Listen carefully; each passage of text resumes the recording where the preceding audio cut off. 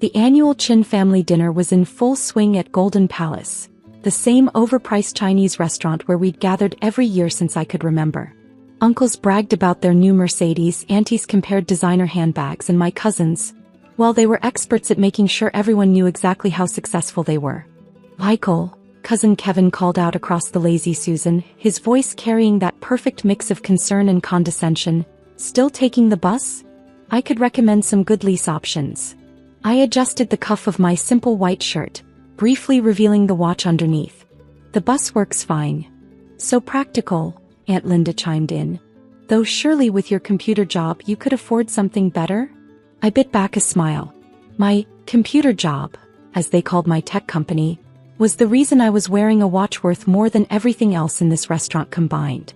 Not that any of them would recognize a Philippe Dufour Grande Sonnery minute repeater. Only 16 were ever made, and most collectors didn't even know who owned them all. Speaking of jobs, Uncle Richard boomed. Kevin just made junior partner at Goldman, following in his father's footsteps. The table erupted in congratulations. Kevin preened, adjusting his Rolex, probably his bonus gift and definitely not as rare as he thought it was. "And what about you, Michael?" my father asked, his eyes carrying that familiar disappointment. "Still doing your, what do you call it, app development?" Before I could answer, the waiter arrived with more dishes. As I reached for the soy sauce, my sleeve rode up again. This time, Dad's eyes caught the movement and the watch. His chopsticks clattered to the table. "That's..." he stammered, face draining of color. "That's impossible." The table fell silent. Dad had been a watch collector for decades before the market crash forced him to sell his collection. He knew exactly what was on my wrist. "Is something wrong?" Mom asked, looking between us. "That watch," Dad's voice was barely a whisper. "It's a Dufour Grande Sonnery. There are only 16 in the world. It's worth $2 million, Kevin finished, his Goldman Sachs-trained eye finally recognizing what he was seeing.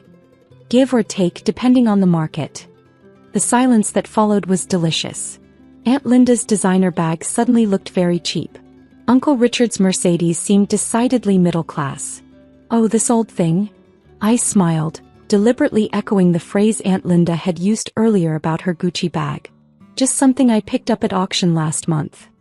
But how?" Mom sputtered. "You take the bus." I took a sip of tea, enjoying the moment. Ever wonder why I take the bus? It's because I'm usually on calls with our Tokyo office. Can't do that while driving.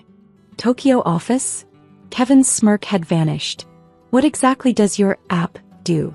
I pulled out my phone, not the latest iPhone which had made them snicker earlier, and pulled up our company's latest valuation report. "We develop AI-driven financial trading algorithms," I said, sliding the phone toward Kevin. "Actually, we probably power some of the systems you use at Goldman." His eyes widened as he read. Uncle Richard leaned over his shoulder, then made a choking sound. $10 billion, he wheezed. 11.2 after last month's funding round, I corrected. "Though valuations can be so volatile, can't they, Kevin?" The fancy watch on his wrist suddenly looked very small. Dad was still staring at my Dufour, his expression a mix of recognition and regret. He'd been the one who'd taught me about watches, about their history and craftsmanship. Before he'd lost everything and decided that traditional banking was the only safe career path. "The auction," he said quietly. "Christie's? Last month." I nodded. "Anonymous buyer. I knew you'd recognize it eventually." "It was your father's dream piece," Mom said softly. "Before." "I know," I replied. "Why do you think I bought it?" The rest of dinner was awkwardly quiet, punctuated only by the occasional clink of chopsticks and muted requests to pass dishes. My cousins, usually so vocal about their achievements, seemed to have collectively lost their voices. Even Kevin stopped mentioning Goldman Sachs. "So, Uncle Richard finally broke the silence. This company of yours, it's quite successful then?" I checked my phone. Another notification from our London office. "You could say that. We process about 30% of all AI-driven trades in Asia. Probably closer to 40% after next month's merger." "Merger?" Kevin perked up, his investment banker instincts kicking in. "With whom?"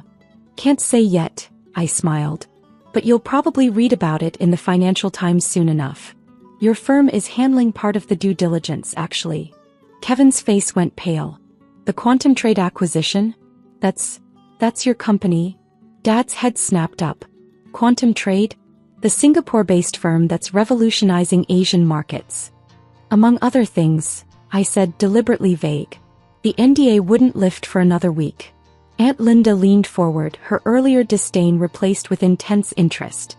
But Michael, darling, why didn't you tell us? All this time we thought that I was struggling, taking the bus because I couldn't afford a car. I adjusted my watch again, letting the light catch its perfectly crafted complications. Sometimes success doesn't need to be advertised. Speaking of advertising, Uncle Richard cut in. My investment portfolio could use some diversification. Perhaps we could discuss. Sorry, I interrupted politely. We're fully funded. Last round was oversubscribed by about $3 billion. The table fell silent again. $3 billion in oversubscription was more money than all their portfolios combined. Mom touched my sleeve gently. But son, why keep it secret? All these years. Because I wanted to build something real, I replied. Not just chase status symbols and family approval. Dad was still staring at the watch. The auction, he said suddenly. There was a bidding war. The price went way above estimates. I know, I smiled. I was the other bidder. But there were two. His voice trailed off as understanding dawned. You drove up the price deliberately. Had to make sure no one else got it, I shrugged. It was your dream watch, Dad. I wasn't going to let it slip away. Kevin, trying to salvage some dignity, cleared his throat. Well, at Goldman we always say. Actually, I cut him off, checking my phone again.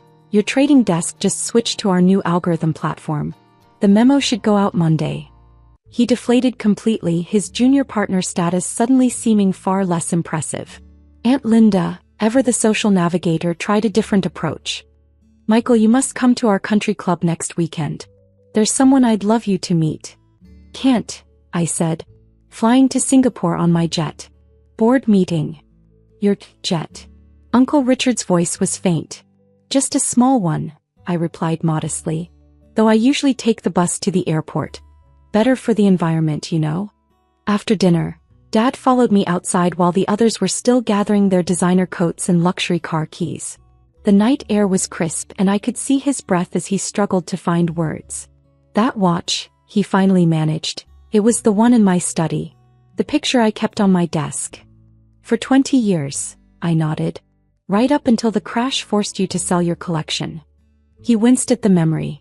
2008 had hit our family hard, transforming him from a respected collector into someone who pushed his children towards safe careers in banking and finance. Is that why you bought it? He asked quietly. To prove something? I pulled back my sleeve, letting him really see the timepiece.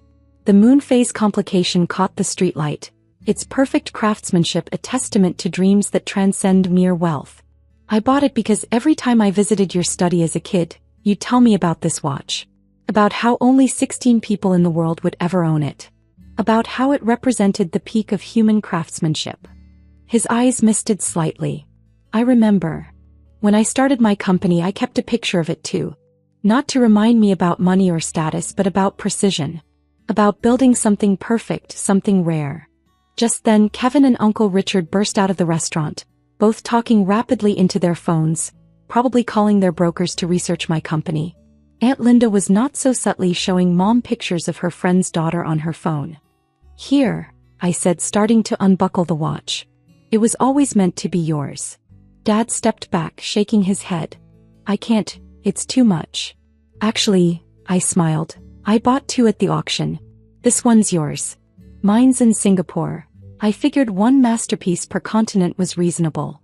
His hands shook as I handed him the watch. Two? But that's $4 million? I shrugged. About what I make in interest each month. Besides, some things are worth more than money. Mom came over, still clutching Aunt Linda's phone. Michael, dear, about this lovely girl. Sorry, Mom. I checked my actual phone, the non-fancy one that ran our secure company apps. But I'm already seeing someone. She's the head of AI research at MIT. We met at a conference where I was the keynote speaker. Various relatives within earshot nearly gave themselves whiplash, turning to stare. "You know," Dad said softly, admiring his watch, "I always wondered why you worked so hard on those computers instead of following Kevin into banking. Remember what you used to say about this watch? That it was valuable not because of its price, but because it represented someone's relentless pursuit of perfection." He nodded. "That's what I built," I said. "Not just another trading company, but something precise, something rare. Something that changes the way the whole industry works." My phone buzzed again. The Singapore exchange was opening soon. Dad noticed and smiled. "You should go," he said. "Markets wait for no one." "Actually, I pulled out 2 tickets. Why don't you and Mom come to Singapore next week? See what your son actually built. First class, of course." "On your jet?" Mom asked weakly. "No," I grinned. "On the bus." "Just kidding, yes, on my jet." As we said our goodbyes, I heard Kevin explaining to Uncle Richard why making junior partner at Goldman wasn't really that important in the grand scheme of things. Aunt Linda was suddenly very interested in tech stocks, and my other cousins were frantically Googling my company. But none of that mattered as much as watching Dad show Mom his new watch, explaining its complications with the same passion I remembered from childhood. Some things are worth more than money, like the look on your father's face when he realizes his son didn't just succeed, but succeeded while staying true to the values he taught him. I took the bus home that night as usual. But this time I spent the ride looking at pictures of Dad's old watch collection, planning how to slowly rebuild it, one masterpiece at a time. Sometimes the best revenge isn't showing off your wealth. It's using it to restore what really matters. And sometimes, just sometimes, taking the bus doesn't mean you're broke. It means you're too busy building an empire to worry about what other people think of your ride.